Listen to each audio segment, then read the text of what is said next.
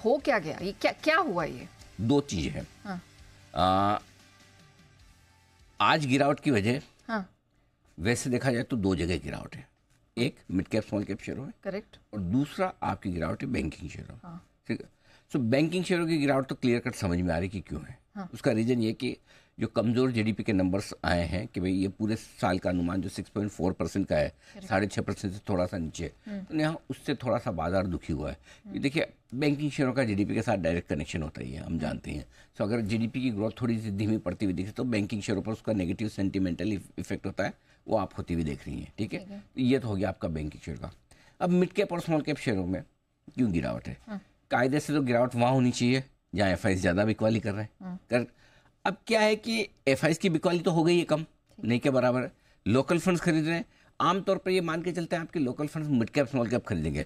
लेकिन इंटरेस्टिंग चीज़ जो हो रही है इस साल के अंत में, अभी शुरुआत में जो लोग ज़्यादा बात कर रहे हैं कि इस साल जिस तरह की अनिश्चितताओं में आप प्रवेश कर रहे हैं, ज़्यादा फंड मैनेजर्स को लगता है कि लार्ज कैप सेफ है, अच्छा, वैल्यूएशंस वाइज भी सेफ है और मार्केट के रिस्क के हिसाब से भी सेफ है। तो थोड़ी सी एक चर्निंग और शिफ्टिंग ये चल रही कि थोड़े महंगे वैल्यूएशन वाले स्मॉल कैप शेयरों से बाहर निकला जाए, महंगे वैल्यूएशन वाले स्मॉल कैप मिड कैप शेयरों से बाहर निकला जाए और सामने लार्ज कैप शेयर ले लें जो गिरने में अब कम है, ऊपर से 10% का करेक्शन दे चुके हैं और क्वालिटी वाइज थोड़े से बेहतर है।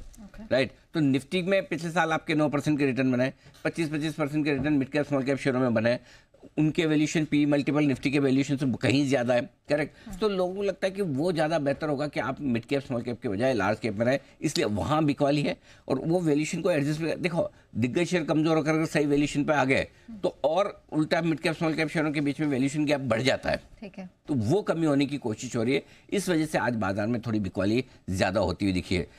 आमतौर पर एफ का फोकस बहुत ज़्यादा नहीं होता। ऐसा तो आप नहीं कह सकते कि मिड कैप शेयर पास उनके पास है नहीं, है, लेकिन कम होता है, लिमिटेड मात्रा में होता है। तो आज मुझे लगता है कि थोड़ा मूड बिगाड़ने का काम छोटे मजलूए शेयरों ने ज़्यादा किया है और गिरावट की दो वजह रही है। ठीक है।